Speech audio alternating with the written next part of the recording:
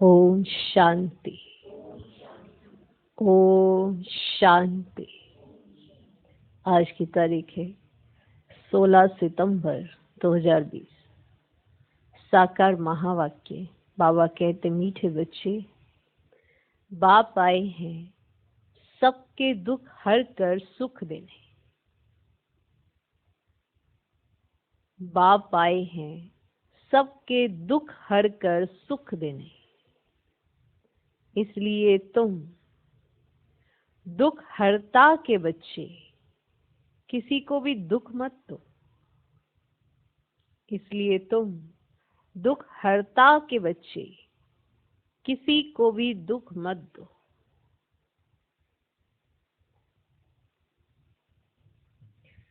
बाप आए हैं सबके दुख हर कर सुख देने। इसलिए तुम दुख हरता के बच्चे, किसी को भी दुख मत दो। सब चाहते हैं हमारे से किसी को दुख नहीं होना चाहिए, हम सबको सुख दें और हमें भी कोई दुखी ना करे, हम भी सुखी रहें। पर हमसे किसी को दुख हो ही ना, इसके लिए कुछ तो करना पड़ेगा। बाप की स्मृति रखनी पड़ेगी, बाबा को संग रखना पड़ेगा। जब भी हम कुछ ऐसा बोलते हैं या कुछ ऐसा करते हैं, क्या उस समय हम अपने साथ बाबा को रखते हैं? जब हम कुछ ऐसा सोच लेते हैं, जैसा हम सोचते हैं, क्या उसी समय हमारी सोच बाबा के सामने प्रत्यक्ष हो जाए तो कैसा लगे बाबा को? जब हम कुछ ऐसा बोलते हैं, उसी समय बाबा हमें सुन ले तो कैसा लगे बाबा को? जब हम ऐसे कोई कटाक्ष कर रहे होते हैं या कोई ऐसा कर्म कर रहे होते हैं जिससे किसी को दुख फील होना चाहिए, किसी को एहसास कराने के लिए कुछ ना कुछ ऐसा करते हैं, तो उस समय बाबा हमको देख ले तो कैसा लगे बाबा को? मनसा वाचा कर्मणा, हमें संपूर्ण पवित्र होना है। पर अगर किसी के लिए भी कुछ उल्टा भाव रखा तो सुख कैसे देंगे? किसी के लिए भी भावनाएं गलत रखी तो सुख कैसे देंगे? सुख देना है तो शुभ भावना, शुभकामना रखनी पड़े। और कई सोचते हैं कि रोब से बात नहीं करेंगे तो दूसरा समझेगा कैसे, पर बाबा ने तो कभी ऐसा नहीं किया। फिर भी वो कोशिश पे हैं कि आप सब समझ जाएं, प्रयास में है, और इतने वर्ष लगा दिए सिर्फ इसलिए कि हम समझ जाएं। बाबा ने तो कभी भी उन युक्तियों को इस्तेमाल नहीं किया जिसे मनुष्य इस्तेमाल करता है। फिर भी अगर चेक करें, मनसा वाचा कर्मणा, बाबा हमें देख ले उस घड़ी जिस घड़ी हम किसी को दुख दे रहे हैं, और खुद को भी मालूम रहता है बाय नेचर ऐसा दुख देने लगते हैं और सोचते हैं हमने तो कुछ नहीं किया, हमारे तो बोल ही ऐसे थे, वो तो सामने वाले का भाव ही गलत है। अगर आपके बोलने के तरीके से बाहर प्रकृति को एहसास हो रहा है कि कुछ झगड़ा हो रहा है, तो क्या भाव और क्या भावना? तो दुख तो दे रहे हैं, चलो व्यक्ति को नहीं दे रहे तो प्रकृति को दे रहे हैं, वायुमंडल को देख रहे हैं, वाइब्रेशंस खराब कर रहे हैं, विघन रूप बन रहे हैं, तो क्या स्वयं सुखी रह पाएंगे? स्वयं के सुख का आधार भी तो यही चीजें हैं। तो हम हैं किसके बच्चे, ये याद रहना चाहिए। और ये भूल जाता है तभी मनसा वाचा कर्मणा, वो पवित्रता नहीं रहती। और दुख हरता के बच्चे हैं, किसी को दुख दे नहीं सकते, तो हम कोई ऐसी एक्टिविटी चल नहीं सकते जिससे किसी को दुख हो।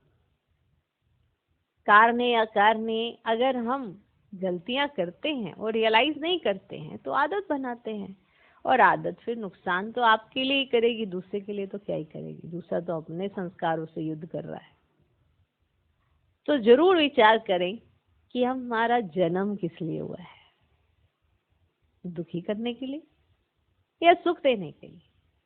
भगवान को याद रहता है कि मैं दुख हरता सुख करता हूँ, तो इसीलिए वो हर घड़ी आपको सुख देने का ही सोचते हैं। उनका एक ही कार्य है, सुख देना।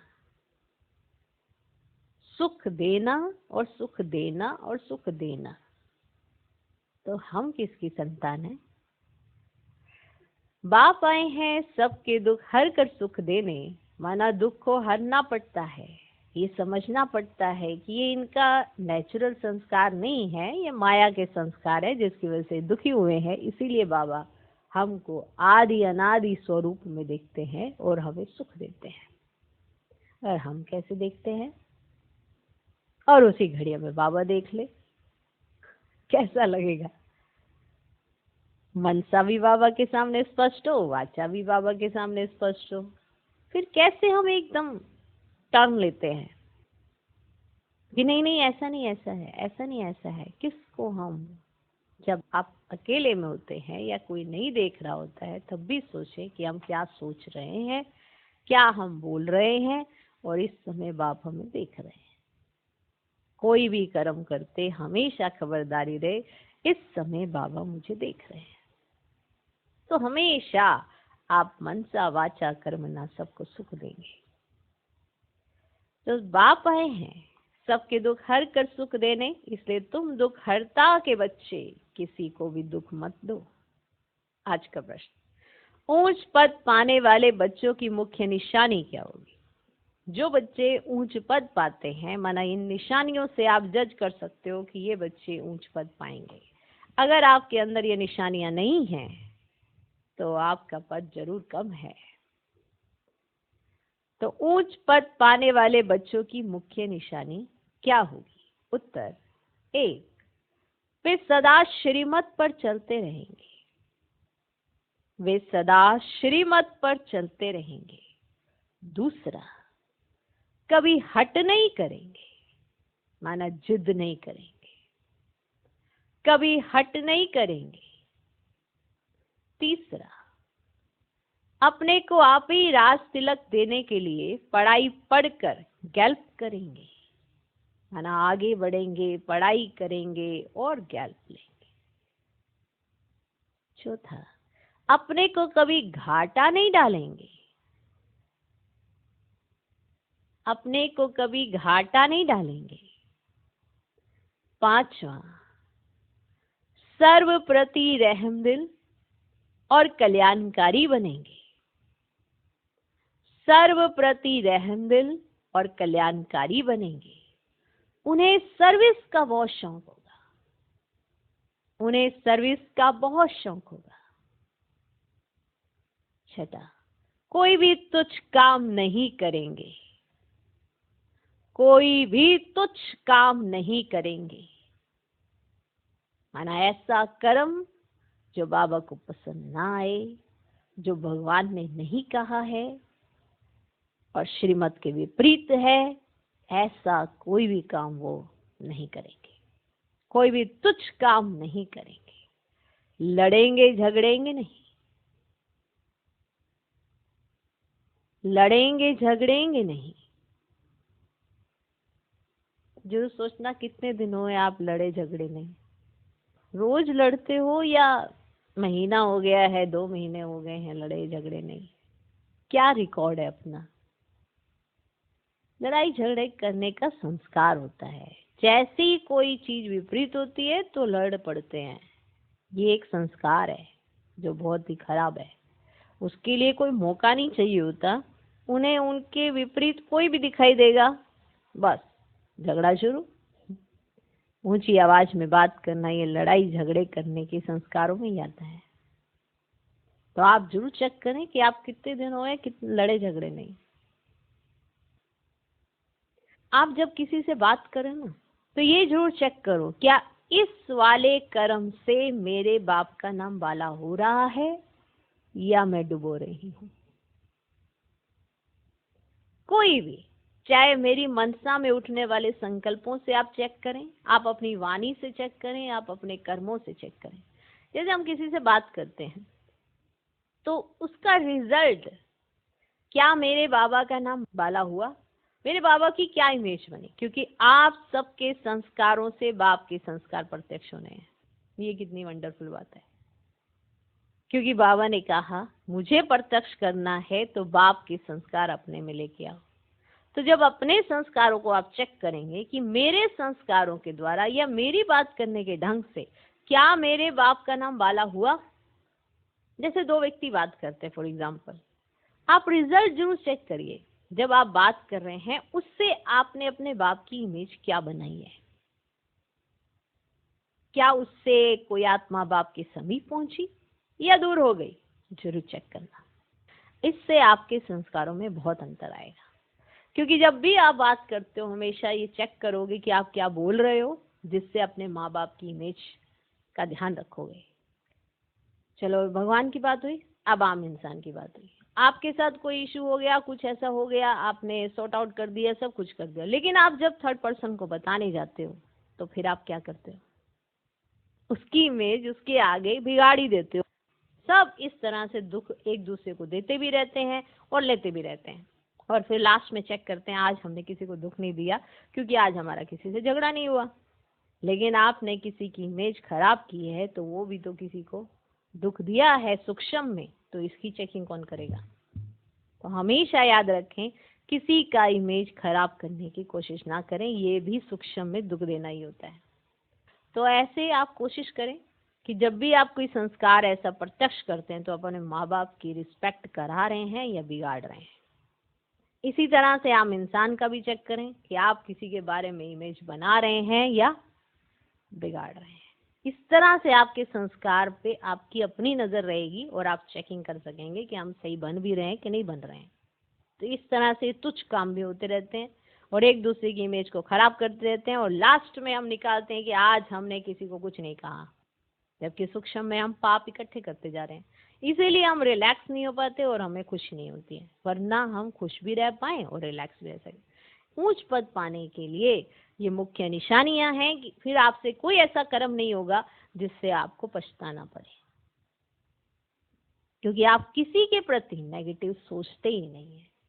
क्योंकि आप किसी के प्रति नेगेटिव सोच के किसी के आगे नेगेटिव गाते ही नहीं है, तो फिर आप बताओ तुझ काम कैसे होगा। लड़ेंगे झगड़ेंगे भी नहीं। तब हम समझेंगे हम दुख हरता बाप के बच्चे हैं, तो सबके लिए हम सुखी सोच पाएंगे और सबको सुख दे भी पाएंगे। वरना तो कोई किसी को इतना सुख दे नहीं पाता है, क्योंकि सबकी लिमिट है ना अपना वहां तक पहुंचने की, हो नहीं पाता है। लेकिन अगर आपको सबको सुख देना है तो आप अपने चिंतन पर ध्यान दें, तो उससे सबको ऑटोमेटिकली सुख मिल जाता है। जा जाके किसी को सुखी नहीं कर सकते हैं, इसलिए मनसा साकाश का काम होता है। अपना मनन चिंतन करना, फिर आपको समझ में आएगा। आज का गीत है तूने रात गवाई सो करके। ओम शांति। रूहानी बच्चे रूहानी बाप के सामने बैठे हैं। अब इस भाषा को तो तुम बच्चे ही समझते हो और कोई नया समझ ना सके। हे रूहानी बच्चे, ऐसे कभी कोई कह ही ना सके, कहने आएगा ही नहीं। तुम जानते हो हम रूहानी बाप के सामने बैठे हैं, जिस बाप को यथार्थ रीति कोई भी जानते नहीं। भल अपने को भाई भाई भी समझते हैं, हम सब आत्माएं हैं, बाप एक है, परंतु यथार्थ रीति नहीं जानते। जब तक सम्मुख आकर समझे नहीं तब तक समझे भी कैसे। तुम भी जब सम्मुख आते हो तब समझते हो। तुम हो ब्राह्मण ब्राह्मणियां, तुम्हारा सरनेम ही है ब्रह्मा वंशी ब्रह्मा कुमार कुमारियां। शिव की तो सब आत्माएं हैं, तुमको शिव कुमार व शिव कुमारी नहीं कहेंगे, ये अक्षर रोंग हो जाता। कुमार हो तो कुमारी भी हो, शिव की सब आत्माएं हैं। कुमार कुमारी तब कहा जाता जब मनुष्य के बच्चे बनते हैं। शिव के बच्चे तो निराकारी आत्माएं हैं ही, माना शिव बाबा की तो सभी संतान है ना। मूल वतन में सब आत्माएं ही रहती हैं, जिनको सालिग्राम कहा जाता है। यहाँ आते हैं तो फिर कुमार और कुमारियां बनते हैं जिस्मानी। वास्तव में तुम हो कुमार शिव बाबा के बच्चे। कुमारियां और कुमार तब बनते जब शरीर में आते हो। तुम भी के हो, इसीलिए भाई बहन कहलाते हो। अभी इस समय तुमको नॉलेज मिली है, तुम जानते हो बाबा हमको पावन बना कर ले जाएंगे। आत्मा जितना बाप को याद करेगी तो पवित्र बन जाएगी। आत्माएं ब्रह्मा मुख से ये नॉलेज पढ़ती हैं। चित्रों में भी बाप की नॉलेज क्लियर है। शिव बाबा ही हमको पढ़ाते हैं, ना कृष्ण पढ़ा सकते, ना कृष्ण द्वारा बाप पढ़ा सकते हैं। ना कृष्ण ये नॉलेज पढ़ा सकते, ना कृष्ण द्वारा बाप पढ़ा सकते हैं। कृष्ण तो सत्युग का और वैकुंठ का प्रिंस है, यह भी तुम बच्चों को समझाना है। कृष्ण तो स्वर्ग में अपने माँ बाप का बच्चा होगा, स्वर्गवासी बाप का बच्चा होगा, वो वैकुंठ का प्रिंस है, उनको भी कोई जानते नहीं है। कृष्ण जयंती पर अपने अपने घरों में कृष्ण के लिए झूले बनाते हैं, मंदिरों में झूले बनाते हैं, घर में भी बनाते हैं, मंदिरों में भी बनाते हैं। माताएं जाकर गोलक में पैसा डालती हैं, पूजा करती हैं। आजकल क्राइस्ट को भी कृष्ण मिसल बनाते हैं, ताज आदि पहनाकर माँ की गोद में देते हैं। तो क्राइस्ट को भी वो ताज आदि पहनाकर माँ की गोद में देते हैं, जैसे कृष्ण को दिखाते हैं। अब कृष्ण और क्राइस्ट राशि तो एक ही है, वो लोग कॉपी करते हैं। नहीं तो कृष्ण के जन्म और क्राइस्ट के जन्म में तो बहुत फर्क है। क्राइस्ट का जन्म कोई छोटे बच्चे के रूप में नहीं होता है। क्राइस्ट की आत्मा ने तो कोई में जाकर प्रवेश किया है, विश्व से पैदा हो ना सके। आगे क्राइस्ट को कभी छोटा बच्चा नहीं दिखाते थे, क्रॉस पर दिखाते थे, ये अभी दिखाते हैं। बच्चे जानते हैं धर्म स्थापक को कोई ऐसे मार ना सके, तो किसको मारा? जिसमें प्रवेश किया उनको दुख मिला। सतो प्रधान आत्मा को दुख कैसे मिल सकता? उसने क्या कर्म किए जो इतने दुख भोगे? आत्मा ही सतो प्रधान अवस्था में आती है। अब क्राइस्ट ने तो ऐसा कोई कर्म ही नहीं किया जो वो दुख भोगे। आत्मा ही सतो प्रधान अवस्था में आती है, सबका हिसाब किताब चुकता होता है। इस समय बाप सबको पावन बनाते हैं, वहां से सतो प्रधान आत्मा आकर दुख भोग ना सके। परम धाम से कोई भी आत्मा नीचे ऐसे डायरेक्ट आएगी तो वो दुख भोग ना सके, आत्मा ही भोगती है ना। आत्मा शरीर में है तो दुख होता है। मुझे दर्द है, ये किसने कहा? इस शरीर में कोई रहने वाला है, वह कहते हैं परमात्मा अंदर है, तो ऐसे थोड़े कहेंगे हमको दुख है। सर्व में परमात्मा विराजमान है तो परमात्मा कैसे दुख भोगेगा? ये आत्मा पुकारती है। दुखी कौन हुई है? आत्मा, परमात्मा नहीं। हे परम पिता परमात्मा, हमारे दुख हरो, पारलौकिक बाप को ही आत्मा पुकारती है। अभी तुम जानते हो बाप आया हुआ है, दुख हरने की युक्ति बता रहे। आत्मा शरीर के साथ ही एवर हेल्दी वेल्दी बनती है। मूल वतन में तो हेल्दी वेल्दी नहीं कहेंगे, मूल वतन में तो आत्मा है, वहां शरीर है ही नहीं, तो हेल्दी वेल्दी की बात ही नहीं। वहां कोई सृष्टि थोड़ी ही है, कहाँ? मूल वतन में। वहां तो है ही शांति। शांति स्वधर्म में टिके हुए हैं। अभी बाप आए हैं सबके दुख हर कर सुख देने, तो बच्चों को भी कहते हैं तुम मेरे बने हो, किसको दुख नहीं देना। अब बाबा ये बात अपने बच्चों को कहते हैं, अपने बच्चे माना जिन्हें वो पढ़ा रहे हैं, उनको ये बात समझा रहे हैं कि बच्चे मैं तुम्हें पढ़ा रहा हूं और मैं तुम्हें समझाता हूं कि जब मैं किसी को दुख नहीं देता तो तुम किसी को दुख क्यों देते हो? तुम मेरे बच्चे हो ना, किसको दुख नहीं देना। माना मनसा में किसी के लिए व्यर्थ, नेगेटिव, शुभ भावनाओं से विपरीत अशुद्ध भावना मत रखना। तुम किसी को दुख मत देना, न मनसा न वाचा न कर्मणा, किसी को दुख नहीं देना। यह लड़ाई का मैदान है, परंतु गुप्त, वह है प्रत्यक्ष। ये जो गायन है युद्ध के मैदान में जो मरेंगे वे स्वर्ग में जाएंगे, उसका अर्थ भी समझाना पड़े कि कौन से युद्ध के मैदान में। इस लड़ाई का महत्व देखो कितना है। बच्चे जानते हैं उस लड़ाई में मरने से कोई स्वर्ग जा ना सके, परंतु गीता में भगवान उवाच है, उनको मानेंगे तो सही ना। भगवान ने किसको कहा?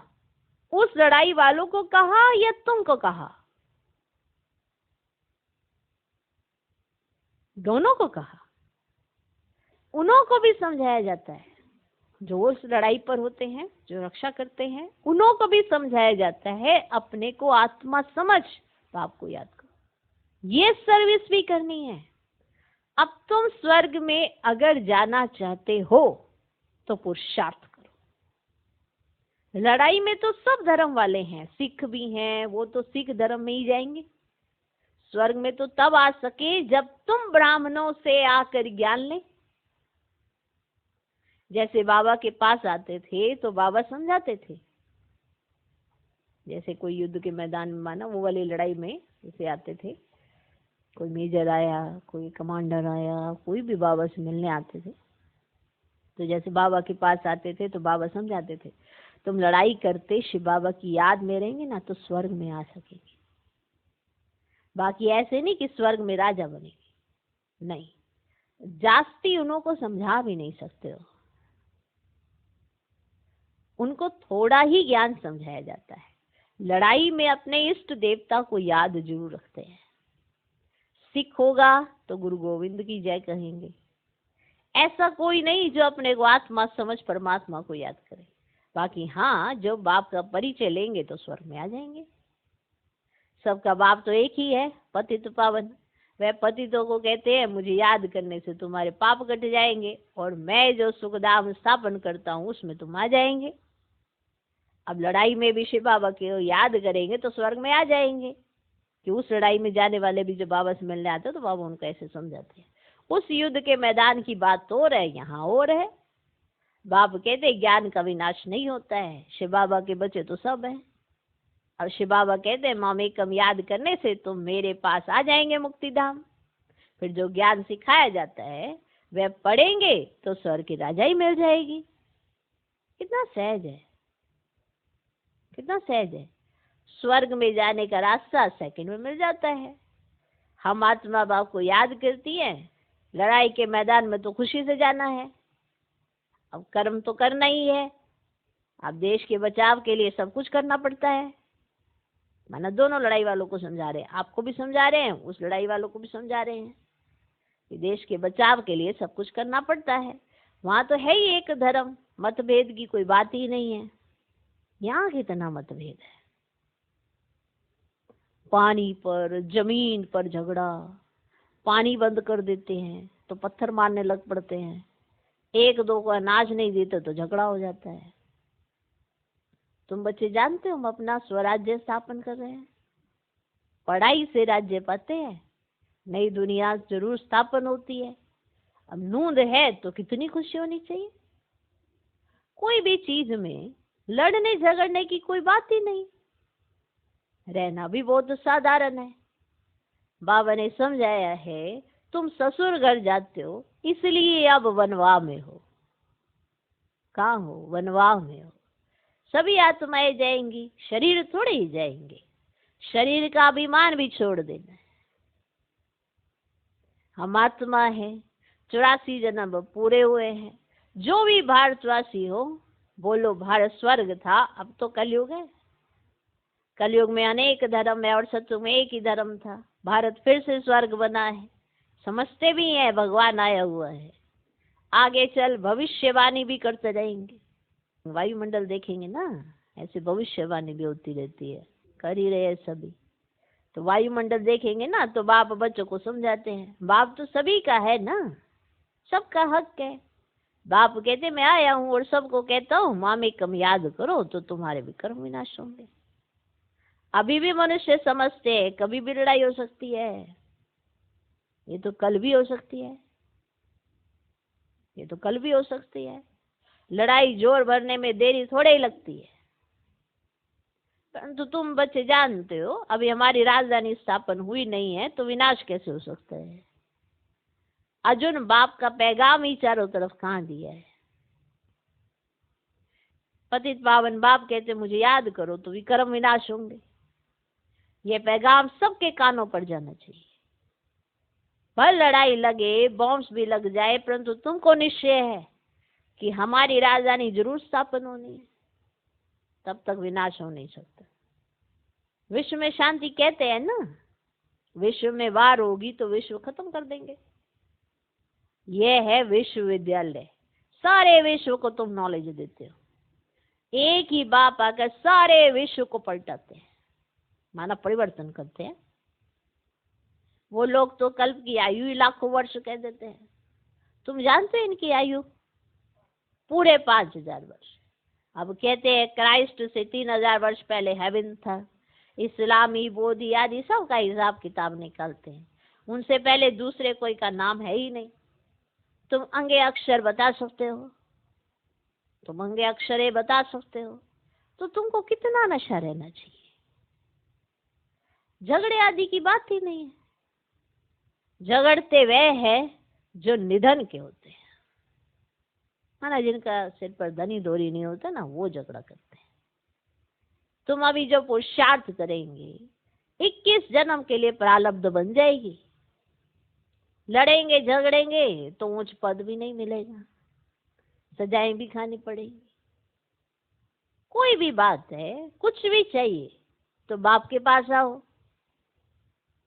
गवर्नमेंट भी कहती है ना, तुम फैसला अपने हाथ में नहीं उठाओ। कोई कहते हैं हमको विलायत का बूट चाहिए, ये विलायत का बूट चाहिए।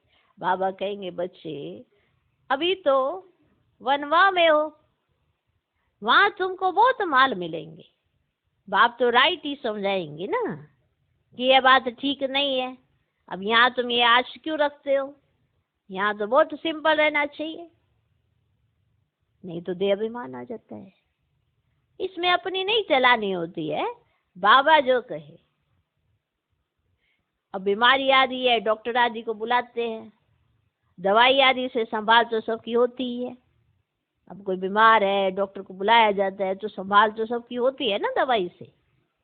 फिर भी हर बात में बाप बैठा है, बैठा है ना। श्रीमत तो श्रीमत है ना। कोई बात नहीं समझ में आती, आके पूछो कि इस बात में क्या श्रीमत है, तो बाबा बताएंगे। अब सही बात बताएंगे ना, अब तुम्हें विलायत का बूट थोड़ा ला के देंगे, तो समझाएंगे तुम कहाँ पे बैठे हो, ये कोई समय है तुम्हारा विलायत का बूट बांधने का। तो बाबा तो सही बताएंगे। तो श्रीमत है, निश्चय में विजय है। वो तो सब कुछ समझते हैं ना। बाप की राय पर चलने में ही कल्याण है, अपना भी कल्याण करना है। कोई भी वर्थ पाउंड बना नहीं सकते तो वर्थ नॉट ए पेनी ठहरे ना। पाउंड बनने लायक नहीं, यहाँ वैल्यू नहीं तो वहां भी वैल्यू नहीं रहेगी। अगर यहाँ वैल्यू नहीं है ना तो वहां भी वैल्यू नहीं रहेगी। सर्विसेबल बच्चों को सर्विस का कितना शौक रहता है, चक्कर लगाते रहते हैं। सर्विस नहीं करते तो उनको रैम दिल कल्याणकारी कुछ भी नहीं कहेंगे। अगर सर्विस नहीं करते तो ना उनको रैम दिल कहेंगे, ना उन्हें कल्याणकारी कहेंगे। बाबा को याद नहीं करते तो तुच्छ काम करते रहेंगे। बाबा को याद नहीं करते तो तुच्छ काम, इसकी उसकी पता नहीं जर मोही बुराई, इसके कान से उसके कान में, उसके कान से इसके कान, तो यही करते रहेंगे। तो क्या हो गया, ये तुच्छ काम ही हो गया ना। चेक तो करना चाहिए ना, ये कर्म बाबा को पसंद आएगा क्या। मनसा वाचा कर्म ना, आप अपनी चेकिंग पे लगे रहो। जो मैंने कर्म किया बाप को पसंद आएगा क्या, जो मैंने चिंतन किया बाप को पसंद आएगा क्या। बस तुझ काम से बच जाएंगे, सर्विसेबल बनेंगे। अगर ऐसे बाबा को याद नहीं करेंगे, सर्विस नहीं करेंगे, बाप को याद नहीं करते, बाबा को याद नहीं करते तो तुच्छ काम करते रहेंगे, पद भी तुच्छ पाएंगे। ऐसे नहीं हमारा तो शिव बाबा से योग है, ये तो है ही बी के, ऐसे नहीं है कि आपने एक टाइटल लगा लिया कि आप तो बी के हो गए तो बस आपको प्रॉपर्टी मिल जाएगी, आपको तो ऊंचा पद ही मिलेगा। कर्म भी देखे जाते हैं। तो ऐसे नहीं कि हमारा तो शिव बाबा से योग है ही है, यह तो है ही बी के। शिव बाबा ब्रह्मा द्वारा ही ज्ञान दे सकते हैं। सिर्फ शिव बाबा को याद करेंगे तो मुरली कैसे सुनेंगे, फिर नतीजा क्या होगा। क्योंकि बाबा तो डायरेक्ट समझा नहीं देते हैं ना। अब ब्रह्मा बाबा के द्वारा शिव बाबा डायरेक्ट समझा नहीं देंगे, अब ब्रह्मा बाबा भी अपने अनुभव से समझा नहीं देंगे, तो कईयों को स्वीकार नहीं होती है। तो फिर क्या हो जाता है, अंदर अंदर संकल्प चलाते रहते हैं, तो क्या पद पाएंगे। शिव बाबा कहते कि शिव बाबा को याद करेंगे तो मुरली कैसे सुनेंगे, फिर नतीजा क्या होगा, पढ़ेंगे नहीं तो पद क्या पाएंगे। ये भी जानते हैं सबकी तकदीर ऊंच नहीं बनती है ना। क्या वो सोच लेंगे जिसकी वजह से उनकी तकदीर पर लकीर लगेगी, ये बाबा थोड़े जानते हैं। ये भी वंडरफुल बात है। देखो वो कितनी अच्छी समझानी है ये बात। आपको समझाया, आप वो जो समझाया है वो आप करोगे नहीं करोगे ये तो आपके हाथ में है ना। बाबा थोड़ा आपका हाथ पकड़ के आपसे करा सकते हैं। बाबा ने समझाया बच्ची ऐसे नहीं करना, ऐसे तुम ना, ऐसे अच्छे नहीं लगते, ऐसे करने से अच्छा शोभा नहीं देता। अब समझानी तो दे दी, अब उस समझानी को आप अपने कर्मों में लाओगे या नहीं लाओगे, ये किसका कर्म है, ये आपका अपना। समझानी तो सबको मिल रही है, हमको, आपको, सबको, सब एक ही समझानी ले रहे हैं, पर अप्लाई कौन करेगा, ये भी तो आप सब खुद अपने आप में करेंगे। करो विचार। भगवान हाथ पकड़ के नहीं करवा सकता, समझा सकता है। तो समझाता सबको एक रस है, सबको समझ मिलती है। कोई भी कर्म ऐसा होता समझ साथ साथ मिलती है, पर किया नहीं किया ये तो आपका अपना कर्म है। आपने झट एक्सेप्ट कर लिया या आपने देर लगाई, यही तो आपका कर्म है। इसे कोई ऐसे नहीं कह सकते ना कि भगवान ने ऐसा कराया नहीं, उन्हें समझा दिया कि ऐसा नहीं चिंतन करना, आपको ऐसा करना है। अगर आपने वैसा किया जो श्रीमत कहती है तो आपका पद निश्चित है। लेकिन अगर आप ऐसा नहीं करते हो और अपने अंदर कुछ और विचार चला लेते हो तो आपका पद निश्चित नहीं है। तो किया किसने? आपने ना। जब समझानी मिल रही है उसके बाद का चिंतन आपका श्रीमत प्रमाण है या नहीं है, ये आपका कर्म है। अगर आपने उसके विपरीत सोच लिया तो आप अपनी तकदीर पर खुद लकीर मार रहे हैं, क्योंकि तकदीर बनाने के लिए तो भगवान ने बता दिया। इसीलिए तो हम सारे नंबरवार हैं। सबका एक समान चिंतन हो जाए तो स्थिति भी सबकी एक समान हो जाए। सबका एक समान चिंतन इसीलिए नहीं होता क्योंकि जो चिंतन करने के लिए कहा जाता है वैसा चिंतन ही नहीं चलता, कुछ और ही सोच लेते हैं। इसीलिए शिव बाबा भी जानते हैं कि सबकी तकदीर ऊंच नहीं बनती, क्योंकि जो भगवान कहता है उस पर आपका क्या चिंतन चलता है, इसके आधार पर आप अपनी तकदीर बनाते हो। तो वहां भी तो नंबरवार पद होंगे। पवित्र तो सबको होना है। आत्मा पवित्र बनने बिगड़ शांति धाम जा नहीं सकती। पवित्र तो होना है, योग से, भोग से, सजाएं खाकर भी पवित्र होंगे। पवित्र तो होना है। आत्मा पवित्र बनने बिगड़ शांति धाम जा नहीं सकती। बाप समझाते हैं तुम सबको ये ज्ञान सुनाते चलो। कोई भल अभी नहीं भी सुनते हैं, आगे चलकर जरूर सुनेंगे। अभी कितने भी विघ्न तूफान जोर से आए, तुम्हें डरना नहीं है, क्योंकि नए धर्म की स्थापना होती है ना। तुम गुप्त राजधानी स्थापन कर रहे हो। बाबा सर्विसेबल बच्चों को देखकर खुश होते हैं। तुम्हें अपने को आप ही राज तिलक देना है, श्रीमत पर चलना है। इसमें अपना हट चल ना सके। मुफ्त अपने को घाटे में नहीं डालना चाहिए। माना कईयों के अंदर ऐसे जिद्दी बने के संस्कार होते हैं, इसको भी खत्म करना चाहिए। ये जो हट करना होता है ना, ये भी संस्कार बहुत खराब होता है, इससे अपना ही घाटा होता है।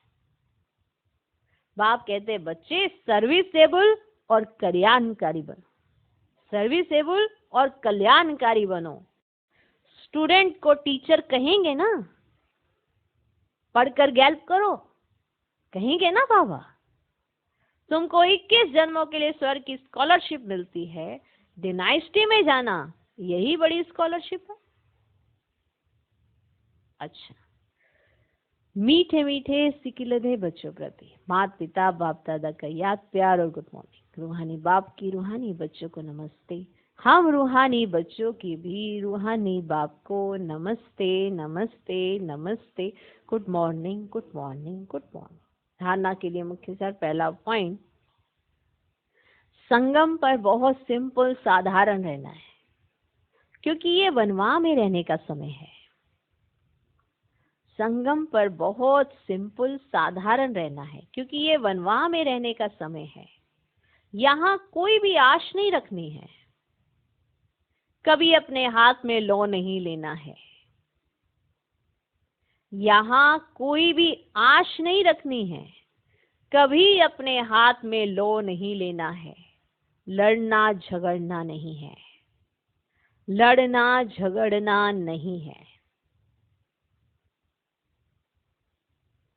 दूसरा पॉइंट, विनाश के पहले नई राजधानी स्थापन करने के लिए सबको बाप का पैगाम देना है कि बाप कहते हैं मुझे याद करो तो विक्रम विनाश हो और तुम पावन बनो। विनाश के पहले नई राजधानी स्थापन करने के लिए सबको बाप का पैगाम देना है कि बाप कहते हैं मुझे याद करो तो विक्रम विनाश हो और तुम पावन बनो। आज का वरदान, बाप द्वारा सफलता का तिलक प्राप्त करने वाले सदा आज्ञाकारी दिल तख्त नशीन भव। बाप द्वारा सफलता का तिलक प्राप्त करने वाले सदा आज्ञाकारी। कई बार क्या होता है, अपने मन की आज्ञा मिल जाती है तो वो बन जाते हैं आज्ञाकारी, लेकिन सदा आज्ञाकारी, हर आज्ञा पर आज्ञाकारी, दिल तख्त नशीन भव। बाप द्वारा सफलता का तिलक प्राप्त करने वाले सदा आज्ञाकारी दिल तख्त नशीन भव। भाग्य विधाता बाप रोज अमृत वेले अपने आज्ञाकारी बच्चों को सफलता का तिलक लगाते हैं। रोज अमृत वेले अपने आज्ञाकारी बच्चों को सफलता का तिलक लगाते हैं।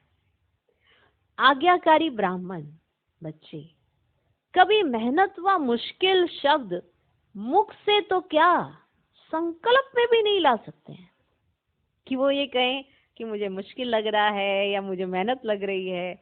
ये आज्ञाकारी ब्राह्मण बच्चे कभी ऐसे ही शब्द नहीं बोलते कि मुझे मेहनत लगती है या मुझे मुश्किल लगता है, किसी कार्य में नहीं, पुरुषार्थ में। पुरुषार्थ की बात हो रही है। अपने ही स्वभाव संस्कार को बदलने में कईयों को बहुत मेहनत और मुश्किल लगता है, तो वो कई बार आम भाषा में बोल देते हैं कि अरे बड़ा डिफिकल्ट है, ब्राह्मण जीवन में बड़ी मुश्किलात है। तो ये जो आज्ञाकारी बच्चे होते हैं ना, वो मुख से तो क्या संकल्प में भी नहीं लाते हैं मुश्किल या मेहनत शब्द। वे सहज योगी बन जाते हैं। सहज योगी, उनका योग लगा ही रहता है, सहज योगी बन जाते हैं। इसलिए कभी भी दिल शिकस्त नहीं बनो, क्योंकि सहज जो योगी होगा वो दिल शिकस्त नहीं होगा। इसीलिए कभी भी दिल शिकस्त नहीं बनो, इसलिए सदा दिल तख्त नशीन बनो। दिल शिकस्त नहीं, दिल तख्त नशीन बनो, रहम दिल बनो। अहम भाव और वहम भाव को समाप्त करो। अहम भाव, आपके अंदर अहंकार है, आपके भाव के अंदर अहंकार है और आप वहम में रहते हो, यानी अनुमान लगाते रहते हो, हमेशा उल्टा अनुमान लगाते रहते हैं। वो है वहम, वहम होता रहता है उन्हें, किसी ने ऐसा कर दिया, किसी ने वैसा कर दिया, उसने वो कर दिया, इसने ये कर दिया, तो ये अनुमान वाला वहम। अहम भाव और वहम भाव को समाप्त करो। बहुत जबरदस्त है। अगर आप ये याद रखो कि आप किसके बच्चे हो, कौन हो, और रोज अमृत वेले आज्ञाकारी बच्चों को बाबा सफलता का तिलक लगाते हैं। कभी मेहनत या मुश्किल शब्द उनके मुख से तो क्या स्वप्न में भी नहीं आता, संकल्प में भी नहीं आता। उन्हें लगता ही नहीं है कुछ मेहनत है या कोई मुश्किल है, क्योंकि वो अपने ब्राह्मण जीवन का आनंद लेते हैं। उनको मालूम है जीवन हम पहले नहीं आज जी रहे हैं, तो उन्हें ना तो मुश्किल शब्द लगता है उनके जीवन में, ना मेहनत लगती है, तो वो संकल्प में भी नहीं ला सकते ये मेहनत और मुश्किल शब्द। वह सहज योगी बन जाते हैं। इसलिए कभी भी दिल शिकस्त नहीं बनो, क्योंकि देखो सहज योगी का अर्थ ही है कि उनके दिल में बाबा ही बसा हुआ है, इसीलिए उनका सहज योग लगा रहता है। और जो दिल शिकस्त है उसके दिल में पता नहीं कितनी शिकायतें हैं, इसीलिए वो दिल शिकस्त है। जिसके दिल में शिकायतें हैं वही दिल शिकस्त है। और जिसके दिल में बाप है वो दिल तख्त नशीन है। तो देख लें हमें क्या बनना है। तो रहम दिल बनो, क्योंकि जो दिल तख्त पे बैठेगा तो जैसे बाबा के संस्कार वैसे बच्चों के संस्कार हो जाएंगे, तो वो सबके प्रति रहम दिल होगा। इसलिए उसके अंदर अहम भाव और वहम भाव नहीं होगा। तो ये आप समाप्त करो, क्योंकि ये कहीं ना कहीं कलयुगी बीज है अहम भाव और वहम भाव का। तो उसे समाप्त करो। आज का स्लोगन, विश्व परिवर्तन की डेट नहीं सोचो, विश्व परिवर्तन की डेट नहीं सोचो, स्वयं के परिवर्तन की घड़ी निश्चित करो। कि अपना विनाश तो पता नहीं ना कब हो जाए, कि शरीर को कब छोड़ना पड़ जाए नहीं पता। इस शरीर की तो लिमिट है ही है ना। विश्व परिवर्तन कब होगा उसके बारे में ना सोचो, स्वयं के परिवर्तन की घड़ी निश्चित करो। ओम शांति।